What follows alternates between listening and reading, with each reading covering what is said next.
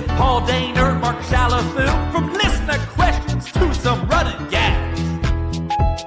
Insider stories, ambush light, that dad life and respect for flags. Kick off the weekend, alright? It's the Growler Friday Show. It's Who Dey Light.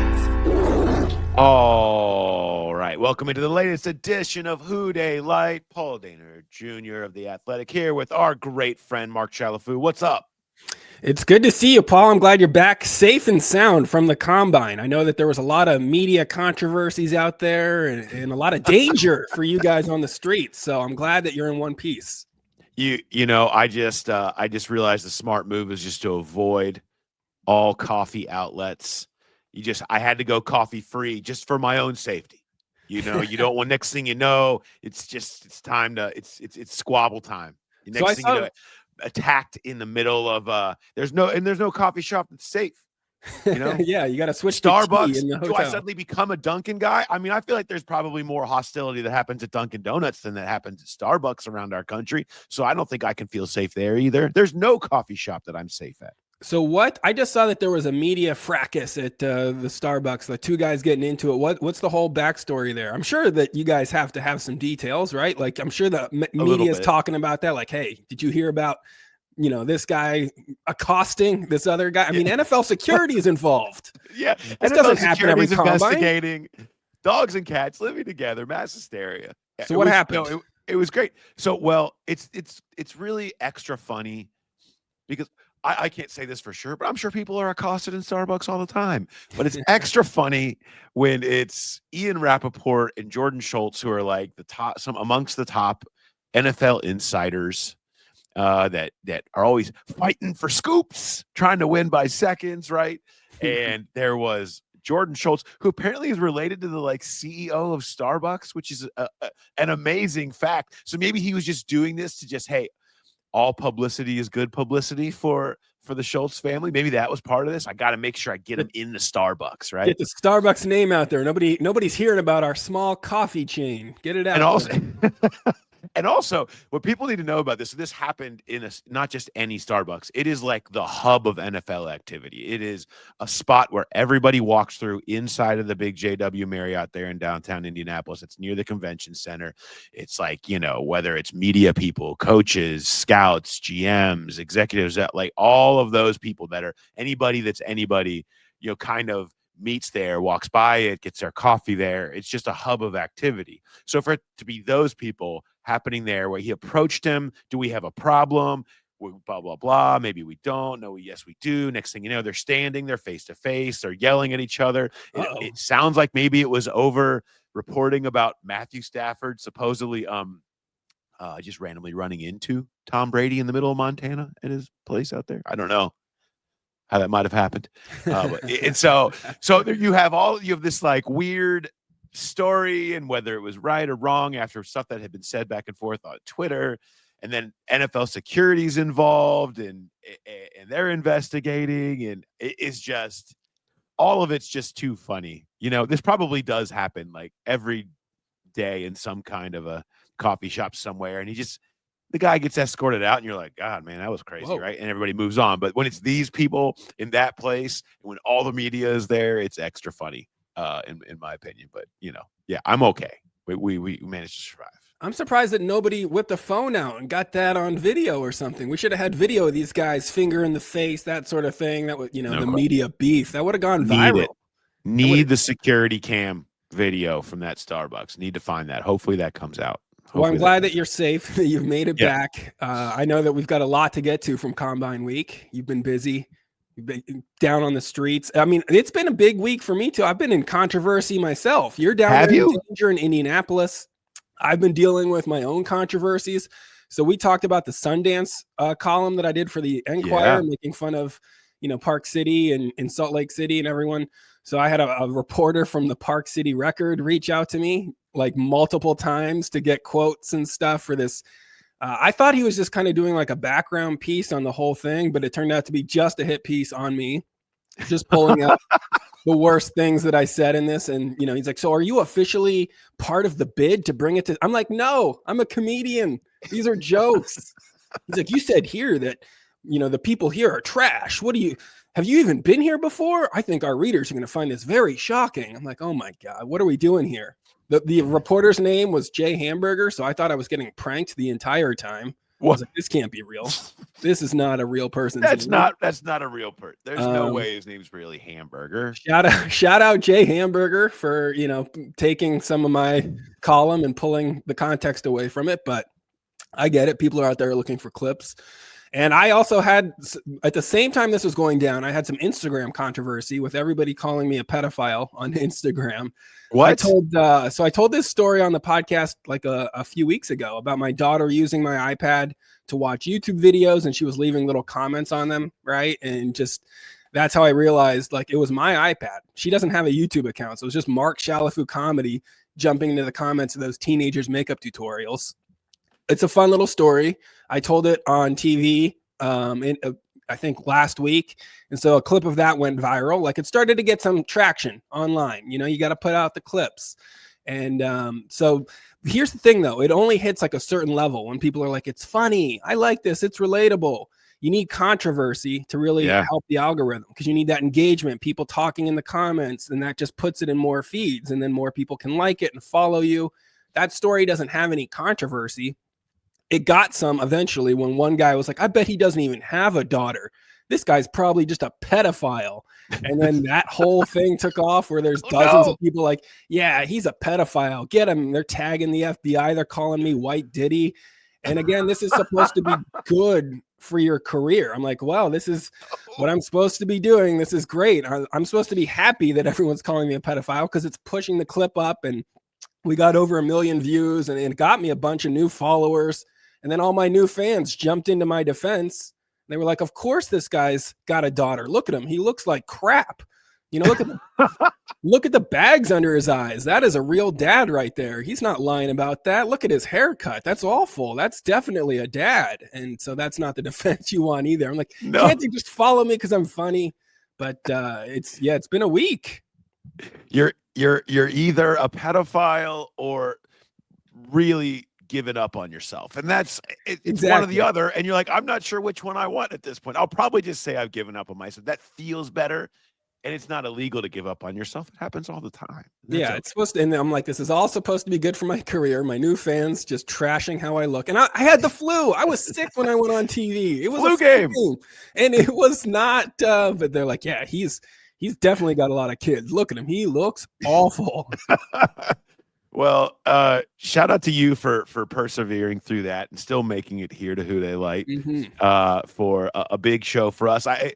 If you caught earlier in the week, Charlie and I sort of talked through everything that happened in our conversations with Duke Tobin and with Zach Taylor, which were the big heavyweights of this week in terms of storylines, what was said there that day. So go back and listen to that show if you haven't.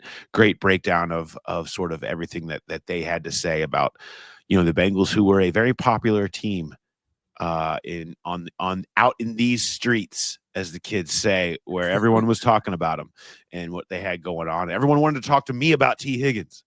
Everywhere I go, it's somebody, whether it's media or whoever, and is like, so what's going to happen? What's going to happen with T? And everybody is very, very interested. So that was only the tip of it. There was certainly plenty more, but lots to get to there. I talk about a lot of that. One of my favorite things to do is sitting down with Robert Mays, who hosts the Athletic Football Show for us, the Athletic, and we talked for about a half hour about all things kind of big picture Bengals, and it was a good chance. It was maybe slightly repetitive, but I thought it went a lot deeper than that. One of my favorite combos I've had with Robert. So go check that out on the Athletic Football Show. That's up there now. It's right at the top of that episode. So you can find that there. I highly recommend it. A lot of good stuff there on sort of the feeling around the Bengals right now and how they fix some of this stuff. What's your favorite story of the week? I mean, there's a couple of things I need to talk to you about. The first is you've always been good at being the Duke Tobin translator, the Joe Burrow, Trey Hendrickson translator for when we had those quotes. So I need you to be the player Twitter emoji translator now, because I don't know what to make of the big Tee Higgins cap tweet. Everybody had so much positivity after Duke talked. They're like, all right, we're feeling this. He's saying the right things. This is awesome. Getting a little bit more excitement. Maybe we pull all this off. And then, of course, there it is, the infamous blue cap. What does it mean? What am I supposed to make of this? Well, lies is the essentially symbol for this technically. But I think if that cap could talk, it would say, I don't like what I'm hearing. This is not how I've experienced it. Now, it's hard to know exactly what that particular cap that we're looking at here was referencing. But to me, I've always said vague tweet season is truly the lowest of the low. Okay. Yeah. And I've thought that my number is that 82.5% of all of vague tweets are about video games, and where everyone ends up making it about something else. However, this tweet was not the problem. This one with 5.1 million views was not the problem. To me, the problem was almost instantly that, which could be anything, right, was amplified by our friend Ian Rappaport before he got accosted in a Starbucks. And by Pro Football Talk had a story up instantly almost on the specifics of what this cap says that it was lied about today on this day, that Duke Tobin said a bunch of things about wanting to sign Tee Higgins and trying many times to sign Tee Higgins, and that's what they want to do. And so what part of what he was saying, how could you know? How could you know specifically about what he is frustrated about just by a cap, unless it was obviously directly funneled to you on purpose by the agent and saying, hey, this is going to go out. So he can claim anything on it. But if you amplify it, it shows unhappy with some of the things that were said today. That's, to me, what this was really about. And that's what this hat is saying is hey, check out this stuff that these people are saying about this cap is kind of, if emojis could talk, is I didn't like what I was hearing today in terms of it all sounded like lies to me. And that's not how I view it, basically. So yeah, that really kind of throws a damper on some of that positivity then. It really does. Yeah. It really does. Yeah. And I really hate having to wonder what every single tweet means and how could we interpret this, or what does this mean? There are times when I see that kind of thing, it's like, I just want to spend a few months at the Jermaine Burton slot machine and just kind of let all this happen in the background, and then pop back in during draft season. And then you get more positivity, and then you got your team locked in. This is going to be kind of a tense situation. It feels like has been. Yeah. Has been, continues to be. The thing was, this was supposed to be the day where everybody came out of it feeling great. And I felt like Bengals fans were like, this is the best I've ever felt about Tee Higgins. Like, all they're doing is saying, we're going to get it done, and he's going to be here, and we love him. And there's no, Duke says, there's no place I'd want to be in charge of a team where Tee Higgins isn't on it. Like, all of this stuff. You're like, oh, great. And then as soon as you start feeling happy and you try to sit down and watch your shows at night, and it's like, nope, steal your happiness.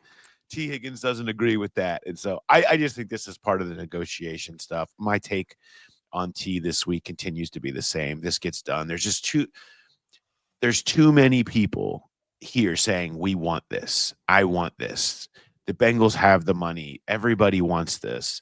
They've just got to find a way to do it. And I just think maybe the negotiation is a little hairy and ugly, but you know what? Most of them at this level end up being that, especially with the Bengals. I just think they need to get it done. Updating for a reminder for everybody, timeline on this is going to be Tuesday at 4 for the franchise tag. If they can't get the long-term deal done by then, which that tag deadline can tend to spur action, then he would be given the franchise tag so that they can continue to negotiate with him and try to get the long-term deal done, but it can lock him in essentially to the Bengals, and then they would have options to tag and trade or keep him. The sense I got this week is that tag and trade is just not something that anybody really has much interest in, just because it's hard to do. It's hard to get real compensation back. It limits, when a team has to pay somebody $30 million plus over multiple years and give up like a 2, it becomes a little, a lot harder to get anything done. And and then teams just back out, and now you don't have multiple teams fighting against each other, which is what you need to get what you want out of that. So I still think it eventually gets done. I think it gets done before free agency starts, but that's kind of where that all stands. Emoji or no emoji, that's kind of where that stands. And the other thing I needed to ask you about is the Bengals food, which got like an F this week. I mean, that feels pretty bad. Like those were the two. What was it? It was the food and how they take care of families. I think both got terrible grades. Yeah, I don't understand the food thing, because like the food thing to me, even I guess part of it was that they don't do 3 meals a day, and they're one of the few teams that don't. But that still feels very personal. Like if you work in that cafeteria and it's like you get an F for the food, that's like the worst Yelp review you can get. Yeah. Like imagine being so bad that it's on TV. Like people are talking about it on TV. Your bad Yelp review. Like every restaurant gets bad reviews. I mean, our podcast once in a while, most of the Growl Pals are great, leave great reviews. And then once in a while you get a jerk that's like 1 star. Paul talks too much. It's a podcast. What do you want? But I do talk too much. You do. But this is a show about talking. I don't know what people would want. Just us to be mimes on this show. Yes. But even those reviews aren't on TV. They're not getting discussed on ESPN. Like, wow, this food is terrible. What's the deal here? Why is it so bad? Well, one, I do think they got the same essential review about the food last year, and they tried to change it. I think they did try to make it better. They like changed a bunch of stuff and did something, and I think they might have made it worse. It sounds like. So I think that that's part of it is the availability of it, and then part of it is just I just don't feel like they feel like it's very good. And so, I mean, I don't know. I don't know what to say about that other than maybe there should just be all new people working in said kitchen or whatever. Or get a new company to do it, or I don't know. It's free food at your workplace. I have a hard time. I mean, I get it. You nutrition's huge, food is huge. I think they need to make a little bit more of an investment or refigure what they're doing there. I don't have as much a problem with that as I do the power of the punctuation mark of the F- on the treatment of families. That minus just really hangs out there. You can feel that minus, Yeah, that minus is like not just F. Make sure there's a minus on that. Worst in the league for treatment of families. That's not good. And they have a really weird situation like after games where players' families, they used to have them in like an area that's right near the locker room, but also near the parking lot. And there was a room back in there, but then they had to put all kinds of new scanning and safety equipment that kind of took up that space. So they were looking for something new. So they built this like tent outside in the parking lot. And everyone's like, we're all out here waiting for like however long after a game for our player to get out with my kids. And it's 8 degrees because it's December and it's really cold. And so they moved it inside, but it's like up on this suite level. And so literally players and their families are going up and down the elevators with like us and everybody else that goes up and down those things after games. And there's just fans that are up in, there's just a lot of like, what is going on there. So I think all of that kind of is part of the bigger thing there. To me, that's the food. Like, okay, we're going to complain about food. Feeling like your families are not taken care of and appreciated properly and continues to be a problem, which has been one, is a bigger deal that they need to, they just have to figure out a way to get right, whether that's sitting down with all these people that are having these problems and talking through solutions that everybody can be happy with. I think you just want to feel like there's a little more effort happening there probably. I feel like those are going to be easier fixes than some of the contract things, that the hoops they're going to have to jump through. And it seemed like some of the other grades were good, right? Like it seemed like there was a lot of positivity there. The 2 Fs kind of stand out, but they stand out, but they turned a lot. There was a lot of problems people that were had in recent years that they've kind of gone a long way to fix. I mean, they have consistently kind of turned around grades that have been bad on there this year, specifically the locker room. Of course, they did a big renovation of the locker room, and so it went from the bottom of the league to one of the tops in the league. I think they had an A+ on it. And so, you've seen they have made investments in some of the things that the complaints are about, but it's like, to me, that's one of those of just everybody needs to, let's just sit down. Let's have the wives and the people with families that are feeling that, they're voicing these criticisms, talk out some solutions and figure out ways and that building can help. Because I think they feel challenged by some of the building in a little way in terms of places to go. There's a lot of people don't know, like in those back alleys and tunnels during games, there's a lot of blocked off secure areas, and security is a massive, understandably, deal at all of these football games. And so you end up being limited in spaces that you can use and figuring out ways to do it properly. But obviously it seems like they need to aggressively reapproach that one. Okay, my favorite story of the week that I'm going to get to is all the stuff that I sort of heard on the streets. But before we do that, we got to tell you about our guy. You know our guy, though. Eric Sztanyo. The Clanyo. There it is. Get the hat out. Get the hat out now. One of the most popular things at our live shows. No doubt. The hat is one of the most popular things at our live shows. Of course, Keller Williams. You know him. You love him. We had a Growl Pal sale, right? Yes. We had a Growl Pal sale. A Growl Pal came in and closed, I think, just this week. I love it. Keep the business in the family, the Growl Pal family. Awesome. That's what you love to see. And it's starting to become house season again. It's warming up a little bit in Cincinnati. You're seeing more of those signs pop up in yards. So it's a good time to talk to our dude. Yeah. If you want to talk to him, of course, you can go info@teamsztanyo.com. That is SZTANYO. Or go to teamsztanyo.com to connect with him. Go to his YouTube channel @teamsztanyo. He's got all kinds of great stuff on schools, neighborhoods, anything going on in the market currently in Cincinnati. He crushes it over there.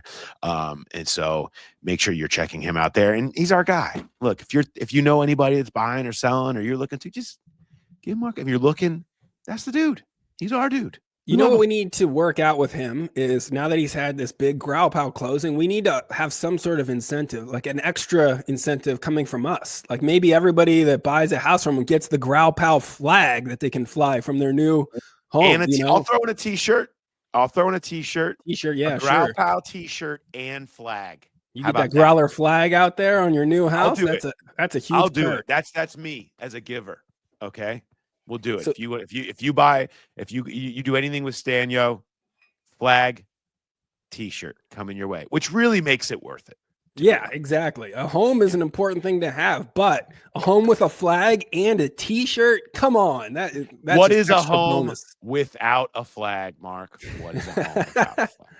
So go talk to our dude, Sztanyo. Yeah. You don't want to risk like buying or selling your house with somebody that doesn't know what they're doing, because there's too many of those fly-by-night realtors and people that failed out of like MLMs that you went to school with, and they're like, I do real estate now. Like, no, they don't. Talk to somebody who knows what they're doing. That's our guy, Sztanyo.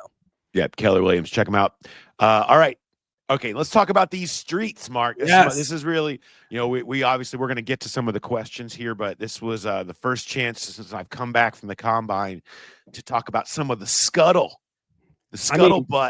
Yeah, that was wandering around the streets. I want to know all the people always are like, hey, what'd you think?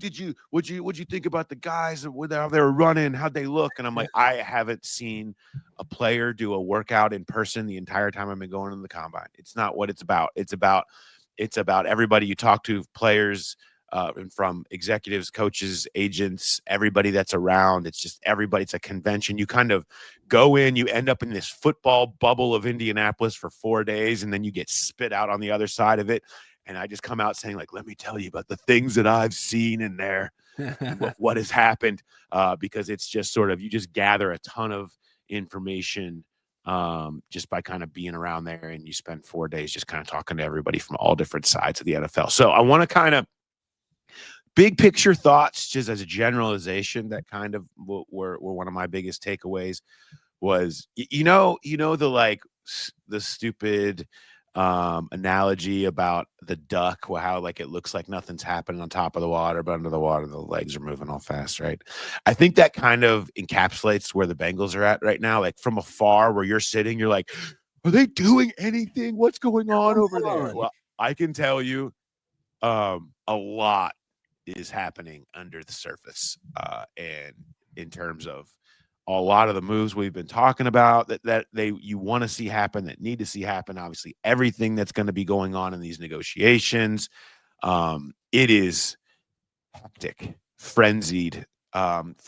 Frenzied suggests probably, lack of control. I'm not saying that, but like it is just a lot happening, and it is intense. Everything that is going on there, because it's just there's so much at stake right now, and they're trying to pull off something that's a pretty big challenge. But if you think that they're just sitting, twiddling their thumbs and do something, that is not the case. There's a lot of action, and I think we're going to see a lot of action in the very near future. I mean, I wouldn't be surprised if we saw stuff pop up this afternoon after we record or anytime. So I'll just say that much. That was the biggest thing. And this is as uncomfortable as this season was for everybody, for fans, for Joe Burrow, for everybody, I think this offseason is going to continue to be that, because it's just a challenge to get all of this stuff done in the ways everybody wants to. Timelines are all thrown. Nothing's normal. Like the normal off season is just, this is not it. When you throw in these deals and the weird timelines of that, and they're trying to get them done, the stadium thing is ticking a lot louder than we've given it proper credit for. I mean, that really, big, they need to really get that thing lined up by this summer. Or a lot of crazy conversations have to start beginning. I think they're trying to work really hard with the county to make that happen. It's just an all-time pressure cooker right now. I mean, it really is. And so that's the census. Everybody's feeling that, everybody's feeling the importance of this and of this moment.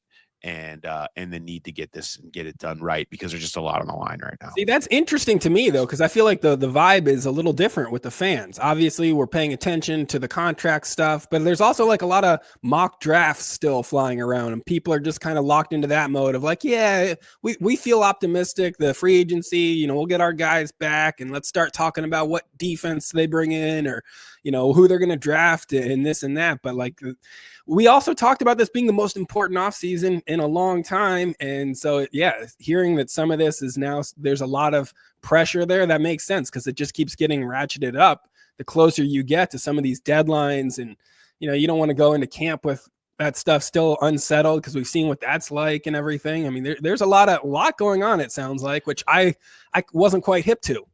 Yeah. And there's, I say everybody's like, we have a bunch of draft questions that showed up today, and we'll get to some of those, but like, you're talking about the wrong things right now. Okay. Like, and I get, we'll get to that. And I know like draft people love it, and that's great. And I know that's that, but like this stuff is so huge right now. It's almost hard to feel like I should be dedicating time to the draft talk, because of, there's just the other sense was there's just so much skepticism from everyone that the Bengals can do this. And from other teams, from agents, from like anybody you talk to, that just don't think they're going to be able to pull it off, and in a way that everybody is happy with. And maybe they will, but I'm just, skepticism is, I mean, we have like people connected with the Rams are out here trying to think that if there's a way to get Joe Burrow to LA, right? By like, look, if it blows up with Burrow, like how can is there a path?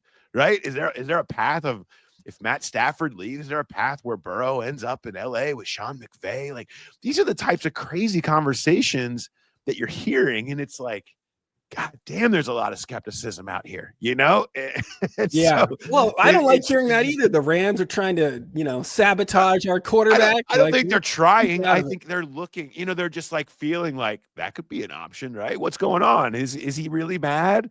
And contracts suggest otherwise, but I'm just saying this is the stuff I mean, this is what happens, right? Like you get it's cocktail napkin writing. It's like it's dude that sat at the it's your buddy that sat at the corner of the bar and cooked up how he was going to fix his life all night, and then you wake up the next day and you're like, God, that was a bad plan, right? Like, but this is the type of stuff that happens in here, and it's just I think it's all rooted in a general skepticism about the Bengals around the league. You know, that makes me curious though about, all right, so if there are teams that are like, maybe we can get Joe Burrow, you know, if things go sour in Cincinnati, now it makes me think like maybe some of these teams are out there helping sow some of that skepticism and talk to some national guys like, oh, Cincinnati, God, they're so cheap, huh? Can you believe that? Because we talked about how absurd some of the national media takes are and how lazy they are. Is Joe Burrow still elite? Like, get out of here with that stuff. But, you know, that all that is just going to keep adding to the pressure here when you've got other franchises that, you know, might not have the best intentions, or they're trying to help sow some of that discord. You got the national media pressure. You got the stadium pressure.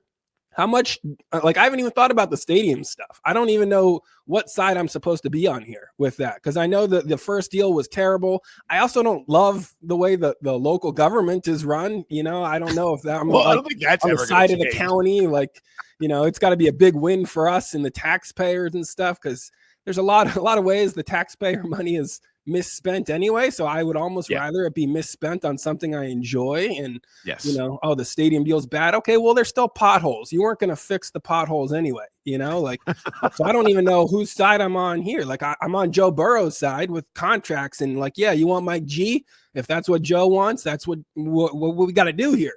But I don't know where to come down here with the stadium stuff. So what am I supposed to be rooting for here? It not to be a story anymore. Like I just think it just needs to be over. Like they need to figure it out. They need to get to the bottom of it. And you know, you've got, you know, the governor's trying to tie in this gambling money. But the thing is, the Browns are building their 2 point whatever billion dollar mecca in Brook Park. With a big portion, over $1 billion probably of their own money. And so when you're the governor and you're sitting saying, I think the Browns have an expectation that they're going to get the vast majority of that money because they're putting way more of their own money in than anybody else is, which is true. You know, compared, I mean, because the Bengals are asking for the easiest out for the county possible. I mean, they just want a renovation. They're not trying to get into the billions. They're not trying to do all this crazy stuff. They just want to keep the stadium useful and up to date so that it can be used for another couple of decades, right? Like they're not trying to put some 2.4 billion or billion dollar plus price tag on taxpayers.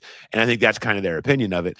And so if it's not as big of a number anywhere near, well, if you start distributing that money, I think the Browns are up there saying like, yeah, we're going to get the majority of that. I mean, because look at all that we're doing.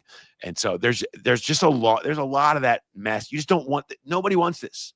Nobody wants this. Nobody wants this fight again.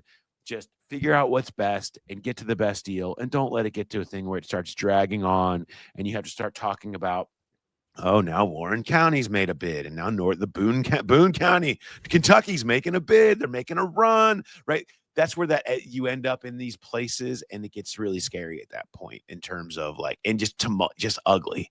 Nobody wants that. So both sides needing to figure out a deal, and leaving this storyline behind is what everybody needs and wants. And so again, it's like, hopefully that resolves itself, but there's major issues that between the two sides that have to get worked out. In the meantime, they're not there yet. So, but this summer they gotta get that thing figured out by then. So yeah, I think just rooting it for it to be over. I know I am selfishly. I just want it over. I would love to never have to talk about this again. Yeah. What else did you hear at the Combine? What other news you got for me? I think, you know, the guard free agent market, we spent some time talking about how, you know, PFF had their like top 100 free agents, and there were like 11 guards on there. I get the sense that there's a lot of feeling like there's a lot of names, but there's not necessarily a lot of good out there at guard. And so I think parsing through that has been less than exciting. So I think it's going to have to be pretty targeted on the one or two or three that they think are the best of a group that was less inspiring than probably they hoped. A spot where we know that they're looking to add, that has not been quiet. I think it's clear. The draft could be part of the answer for that, but I think, they know that they're going to have to add somebody. So it may be a little harder, or they're just going to have to be more aggressive in pinpointing whatever they want there. But I think that was part of it. Obviously, it sounds like there's a linebacker focus that's going to come both in the draft and probably in free agents. I don't know. That's not necessarily a surprise, but I think I'm certainly hearing a lot more about interest in linebacker draft picks than in the past. Doesn't mean it would be high draft capital. I don't think they're going to be. I'm not ruling anything out, but I don't see like a first round linebacker. But I think you could see them looking for the next Logan Wilson to play with the current Logan Wilson. Logan was the top of the third round type of guy. So, where that's in more into the mix than you thought. They're going to be they're going to be poking around on some edge rushers that are available in free agency. Stuff that we talked about with the mock off season sheet there, the guys that if they did trade Trey Hendrickson, even if they keep him, but they need help, they need insurance policies for whatever's going on with Miles Murphy, who they are still buying. Continue to hear he just needs to play more on Miles Murphy. But another asset and an insurance policy for competition there. I think they're kicking the tires on that. Who that will be, don't necessarily know. Some love for Joseph Osai popped up this week. And I think that the staff had, liked when they evaluated the tape, what they saw from Osai at the end of the year, that potentially he could be part of a group if they can come to an agreement on with him as a free agent. So that happened.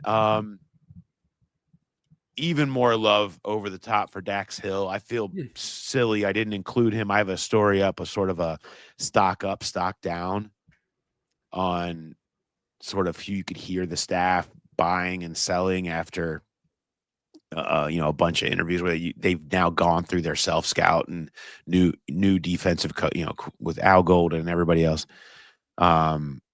Really aggressive love for Dax Hill. So, and I thought that could be the slot, that could be outside, but they're just really excited about what he is and was becoming and will be, and think that the ACLs Duke kind of specifically talked about how ACLs usually see the best of the guy in year 2 coming off of it. But he's like, when you're a really elite athlete like Dax was, which is why he was a first round pick, you think that you can see that in year 1 pretty quickly, where they recover a little bit faster and you get a little bit more of that elite level of athleticism immediately. So a lot of love for Dax Hill.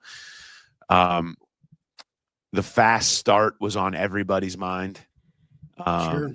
And not having, they talking about that more aggressively than I've ever heard, because it's not like this is the first time they've had a slow start. I mean, they've had a slow start year after year after year, but I think it really kicked in this year. And so I think you're going to see more intense training camp. I think you're going to see probably a little more contact, but they're searching for that balance. They're trying to figure out what that plan looks like. I think the defense is going to be a little bit more heavily used and using OTAs for implementation of stuff where they haven't really in the past. So really aggressively looking to attack that problem. That was the number one problem on everybody's mind in terms of trying to figure out solutions for. So that's kind of a quick rundown of some stuff. Again, speaking to the criticisms, I talk too much on this show, but that's kind of just trying to plow through some of the words on the streets and some of the overflow of stuff heard in Indy this week. You can't give in to the haters. This is a podcast. We are supposed to talk. What else could we be doing here? And you were just had a busy week at the Combine. You got to get all that stuff out. I got to get it off my chest. Any good meals in Indianapolis? Any good, I went to this place. I'm a bit of a stereotype with this one, but we went to Harry and Izzy's on Wednesday night, and it was just a glorious meal. It was it was good company. It was great food. Had did the shrimp cocktail. I'm a horseradish guy, so I'm very much like a lover of the shrimp cocktail there, which they're famous for because they pile the horseradishy, stuff on top. Just globs of it, just crushed it. I out-ordered Dan Horde, which I'm very proud of. He admitted it. I mean, that doesn't happen often. It's like trying to beat Jordan one-on-one. You're just Wow, not you going to took him see down. that. Yeah. He had a lot of jealousy. I got the scallops. Shout out to Harry and Izzy's, and shout out to our server who had ninth shrimp access, because it was myself and our good friend Trags and Dan Horde all wanted to get the shrimp cocktail appetizer. Well, there's 8 shrimp in 2, and there's 3 of us. And so we asked if he had 9th shrimp access. He did. Wow. But it didn't just come out. When they came out, they were just 4 and 4, and we were kind of sad about it. Like, oh, I guess he didn't actually have 9th shrimp access. That's sad. And then he came out with the single cup with the shrimp covered in the sauce, and he dropped it in like mic drop style. Like, oh, you doubted me? Guess what? I just wanted to be dramatic with when I dropped it out of the man. And I was like, that dude, man, earned it. Yeah, there's shrimp for days from that guy. That's awesome. Yes, you like to see good service. Loved it. That's huge. So we had a lot to get to on this show, right? So, I mean, we haven't gotten to his questions yet, but we have some really good questions from the Growl Pals. Keep sending them to the growlerpodcast@gmail.com. There's a few here that were just good that we can save for next week, or, there's still some pre-draft questions and stuff. So if we didn't get to it this week, don't worry, because we still have some shows that we're going to get to these questions on. We're going to start with Justin here. He is an OU alum living in Northern Virginia, so another Bobcat. He says, your content is my only other appointment listening other than Howard Stern, which is some high praise in his opinion.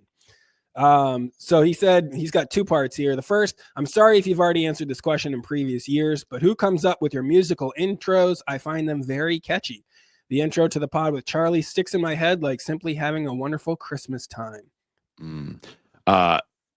That's the Bengal Boys. Love the Bengal Boys. The Bengals Boys aren't people might know them. They would do a song every week. It was sort of about a player or theme or something like that. Great, hilarious. They're awesome.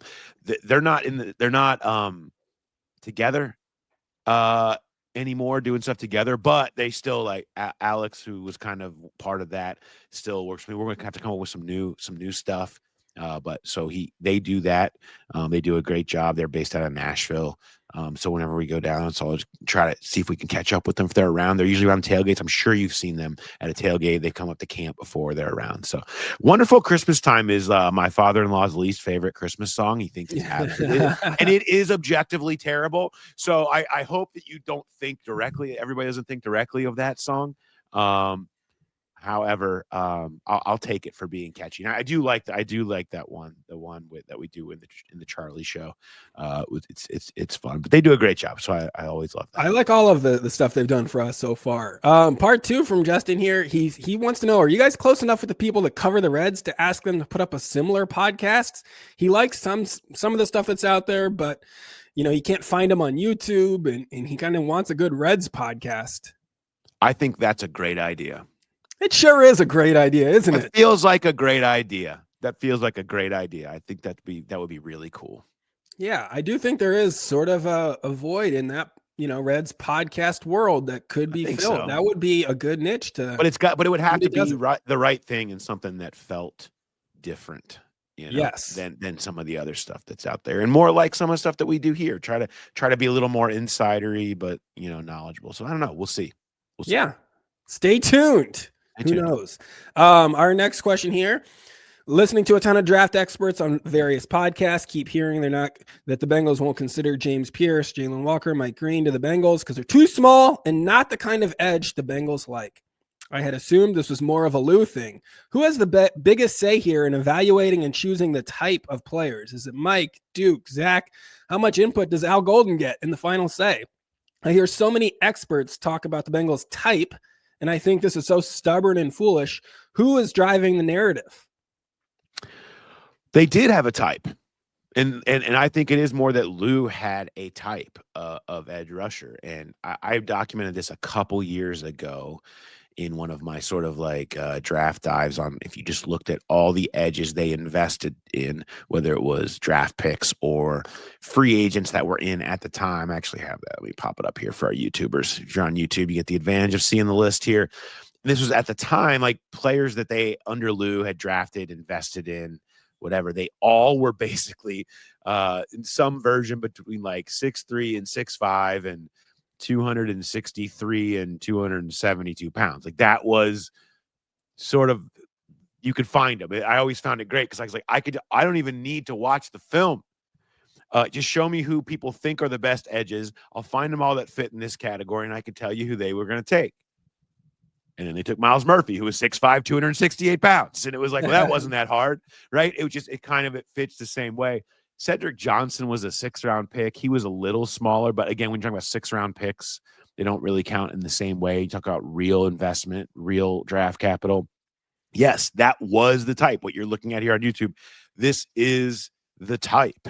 And I think what you're hearing as you bring in Al Golden was the type is very much a possibility. And Duke Tobin kept saying, like, we have to figure out what we're willing to accept.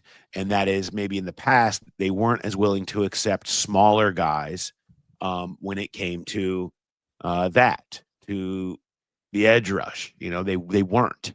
Now, they might be. Now, the one thing that was saying, because you were in your AFC North, having like really light guys is hard. One thing that was mentioned when we were talking with some of the other coaches was that you get down into the like 240 range, that becomes a little bit of a tough sell in their eyes. That brings in a guy who's one on a lot of people's minds, which is James Pierce from Tennessee, who's weighed in at 6'5", 245.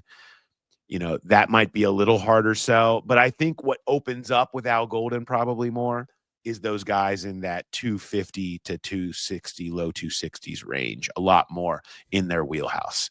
They seem a little more open to that than Lou's group previously was, just wanting more of the bigger, stronger edge setting types.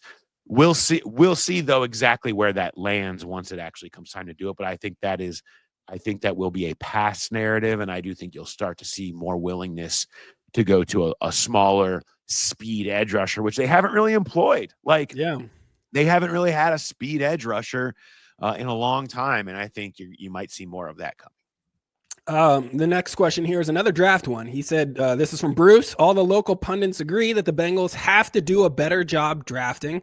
My question for you is, are the Bengals changing anything in the way they scout players or evaluate players or how they prepare for the draft?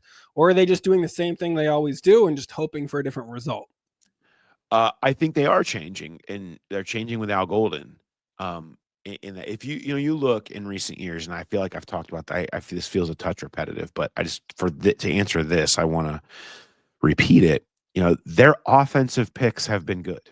Like, their hit rate of offensive picks in recent years, even if you're hating on the drafts, because most of their premium capital has been on defense, right?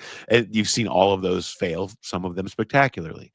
For the most part, with offensive line, obviously the Carmen pick is egregious and maybe their biggest whiff. But Mims, Burton misses for different reasons.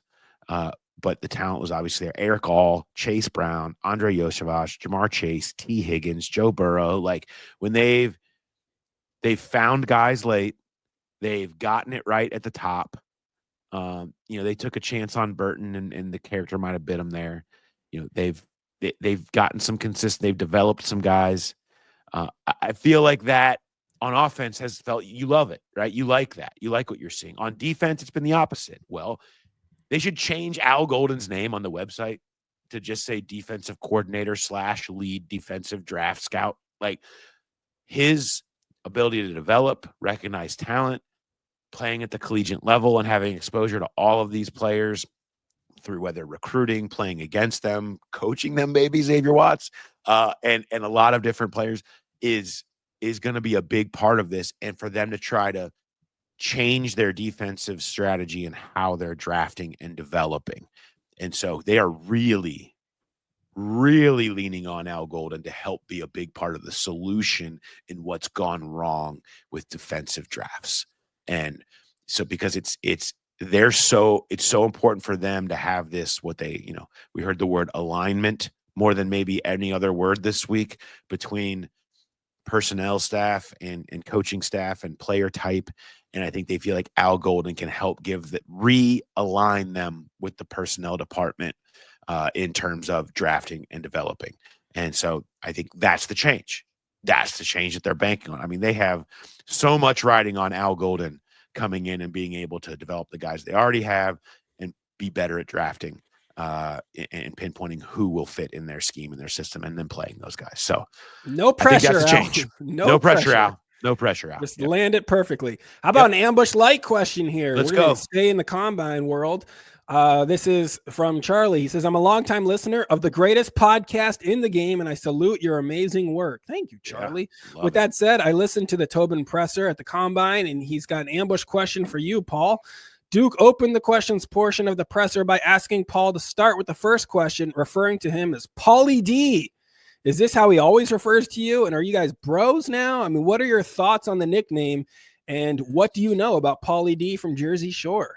Well, first of all, you can't have somebody come into the pop culture world named Pauly D when you have my name and it not catch at some point. I got to tell you, Duke Tobin calling me Pauly D out of nowhere was a touch of a surprise. It's not like when I see him in the locker room or around in the hallway, he Pauly D's me to death. That does not happen. So hey, I'm here for it. Like, I don't care. It's good to have a nickname. There's an old story our good friend Jeff Hobson, who we had on the other day, talks about in the NHL, everybody has a nickname, right? And like, if you cover the worst thing that can happen is if you're covering the NHL, if they haven't given you a nickname. He's like, if there was a guy that was laying dead on the floor in the middle of the locker room, they'd call him Corpsey, right? Like, it's just like, I feel like it's good. It's always good if someone that you want to have a relationship with or have a relationship with has a nickname for you, right? Like in any world. And so I never have a problem with anybody calling me by any nickname that they choose to make up or not. And so that was a touch surprising. I was a DJ Pauly D guy because I sort of embraced it. I was willing to embrace it.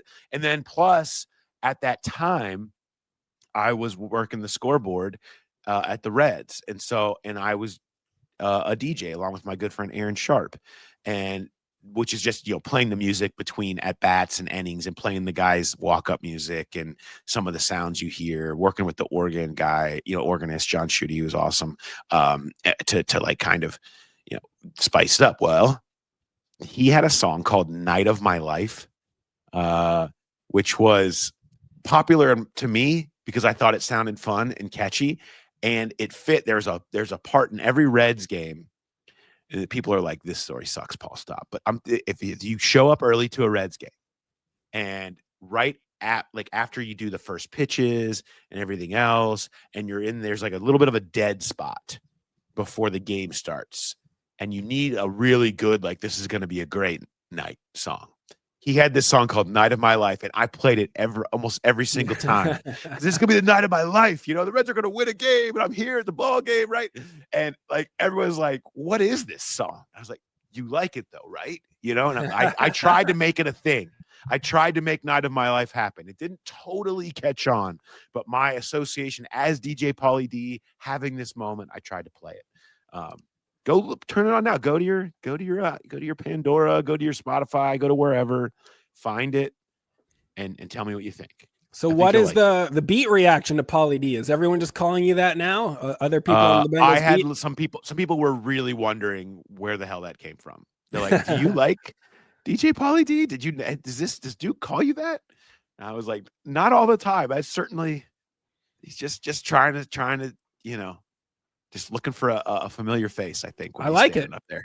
He's looking at a sea of media people, much of which he doesn't recognize, right? Because it's people from all over the football world are there. It's not like the normal faces you normally see. And so you look into the sea of faces and you just look for somebody you know. And he fired off a Pauly D. I'll take it. Hey, might be my favorite thing he said all week is the Pauly D. So I'm on board with it too. I feel like, so we are coming up on 1 year of our podcast. Yeah. I think next week. The first year we really took care of finding a nickname for our fans and listeners. The Growl Pals evolved and became the thing. Maybe year 2 is we need to find nicknames for ourselves. Should it be Pauly D? Should that be something we carry forward with vigor? Or if you have a better nickname suggestions, send them into the growlerpodcast@gmail.com. Pauly D and Marky C. Is that like Marky C? I could do that. Has anybody ever Marky C'd you? I got a lot of Marky Marks when I was younger because that was the era. Right. Yeah. So people would hit me with that and I would always be confused until I could finally look that up and see what that meant. But we could be Pauly D, Marky C. Just keep. Did anybody ever like try to funky bunch you, like if you had friends around you or anything like that? And I was like, what? Why? What is this funky bunch? I was just real confused for a long time until I could finally piece it together. Understandable. So we'll take nickname suggestions. You send those in. We'll evolve with that. We'll evolve. We're always evolving. Man, thank you first of all, and everybody that's been a part of like this podcast. A year. We launched a year ago next week. I'm so excited about this. It's like it was the first week of March. To see it all. We've come a long way, and so we made it. We really did make it. Yeah, we'll have there to are a lot do of people betting against us. There's a lot of people betting against us. Here we are. We won over some of the haters. We still get some emails sometimes where people are like, "I really thought Dey Light was gonna suck, and I hated it for 3 months, and now I love it." So that's what we like to see. We won. We just beat them in a submission, won over some people, and that's what we want to keep doing in year 2. Comedy for you. Where you at? What's going on? I'm gonna be in Nashville on Monday at Zany's for the Nate Land live show. I'm on that, and I'm also gonna pop into the new Material Monday show as well. So you can catch me at either room there down at Zany's. And then March is a lot of corporate and charity shows, but I do have, I'm going to North Carolina, the Cary Theater, just outside of Raleigh in March 21st. Tickets are on sale for that now. And March 22nd, I'm headlining the Don't Tell Comedy Show in Asheville, North Carolina. So those are the 2 big ones later this month if you live in the Carolinas. That's great. Make sure we check you out. At this moment, I want to give a shout. Our great friend of the program, Josh Sneed, has a new venture that he's been working on. Josh from Cincy Shirts, of course, and he's come on the show many times. Unbelievable comedian. The Field House, it's 20,000 square feet. It's going to do everything. It's going to be like a baseball facility. You can host big events down there. I saw cornhole potential for I'm thinking I might have to bring my cornhole tournament down there, Mark. Yeah. But maybe we should do like a full Growl Pal cornhole tournament or something. Yes. I love that. I love that idea. It's going to be like batting cages, all this stuff. There's going to be a youth baseball team based out of there, but it's just going to be, it's really cool. It's going to be opening, I guess, tomorrow. Opening day. Huge. It's huge. Awesome. Check it out. Congrats to Josh on that, because it looks like it's going to be a great addition to the community, and a really cool place, whether you're into baseball, whether you're just looking for places to go, have events, whatever. It's going to be awesome. So looking forward to that. So shout out to Josh. Yeah, go follow the Kentucky Field House is on social media and stuff, Facebook and everything. So you can follow them, learn all about their stuff. Yes, the kyfieldhouse.com.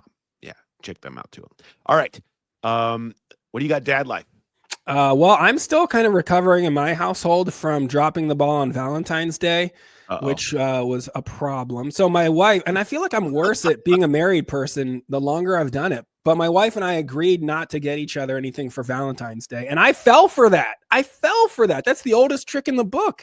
That's one of the classic marriage lies, just up there with like, I'm not mad at you, I'm mad at the situation. It's one of those. And I bit it. I fell for it.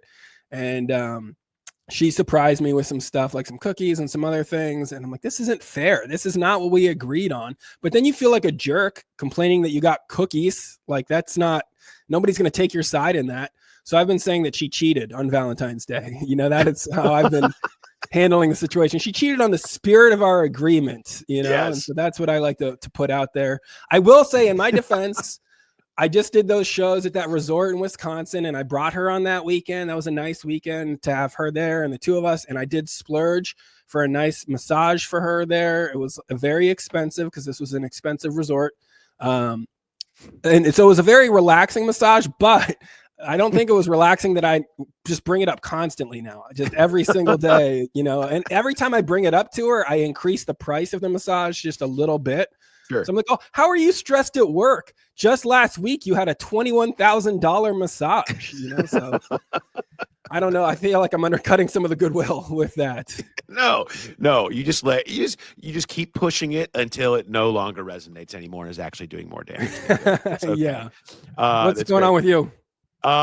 We had the daddy-daughter dance last week. Shout out to the Oakley Community Council who puts that on, and our good friends with our school. It's really cool. So my two daughters came with me, and it's funny because I'm now for the first time. This is the second time we've done the daddy-daughter dance, and last time there was it was a School of Rock band. We love School of Rock. My daughter actually does School of Rock. She's learning guitar and stuff. That's cool. It is really cool. It's awesome. Yeah. I love them. But they were the wrong pick for that event last year. Okay. Like they were just, they were playing songs just for the dads. Like I walked in and I was like, that smells like Teen Spirit that I'm hearing. and I'm like, not sure. And then I'm like, is that Carry On My Wayward Son? I think it is. It's like that's they had learned classic rock, and they thought, what better place to go than where all these dads are going to be, right? Well, meanwhile, all these girls are like, please tell me Taylor Swift. And none of them were actually dancing, and they were just scattering to all corners of the building. This year, they tried to get that more under wraps. And so they're like, we went with the DJ and we closed off the corners of the building so they can't run and hide. And so maybe they'll all actually get out on the dance floor and we'll play lots of Taylor Swift. And they did, but it backfired a little bit on the DJ, who looked like he had the previous night done some sort of all-night rave with like Dead Mouse in Miami or something. And he was just like, he's like a little confused how he ended up at this daddy-daughter dance. But at one point, there's a stage and he's up there and he's got his laptops and he's got his headphones and stuff. And they come up and it's like, look, when the drunk girl at the rave comes up on his stage, I'm sure he just like politely asks security to escort her off or like back up or whatever. But when like 70 second graders are now scattered around the stage surrounding you, you don't quite know what to do, right? Yeah. And so he was trying to, as politely as he could, drop in the middle of the song, if all of these girls could please leave the stage. And they, of course, will not obey that or listen to it at all. And if even one stays, they're all going to just continue to stay up there. He really tough time with crowd control. He felt like he was a little too popular in getting everybody back up to the stage. So I felt for him a little bit. He's like, this is not exactly my strong suit, knowing how to get these little girls off the stage here right now. But I'm happy to like mix up a new cut of the Moby song for you. But it wasn't quite as strong. But he did a great job and actually did get us all out there dancing. And my youngest daughter actually asked me to dance. My oldest refused to. And so that's good. It's good to have that glimpse of the future there. So I know that enjoy this moment that I'm having right now, because it will be gone in approximately 2 years. Yeah, they're going to hate you eventually. Well, hopefully next time they have the father-daughter dance, they get the security thing cleared up and the DJ's got some bouncers. He's going to start kicking kids out of the event and, really getting them, a good heads up into their future. Clubbing is, people in their college years or early 20s and stuff. You got to get them used to it. You got to get used to getting kicked out of the club. So that's right. Yeah, it's great. So it was a good time. But and shout out to Oakland Community Council for putting that on. It's a fun event. It's awesome for all of us to have that. It's a fun deal. All right, we will be back next week. Guess what?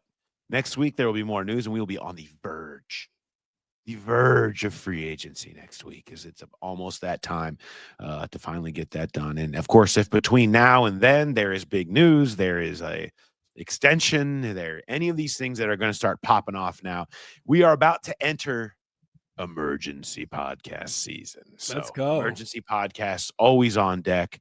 It's going to be great to have Jay back in the mix. Of course, we're so sad what happened. If you saw his post, his mother passed away. But Jay is going to be back on the show, getting back mixed in as he gets kind of back into the mix here with free agency and everything like that. So we'll be Jay and I will be hopping on to break it all down with you if the emergency pods are needed. And of course, we'll have Mo back next week. All the stuff back out of the combine, back to real life. So we'll do it for you. And it's the Growler birthday week next week. Growler so a birthday. lot of exciting things happening. A lot of exciting things happening. Excited about all of it. So thanks everybody for listening, and we will talk to you next time. Have a good one.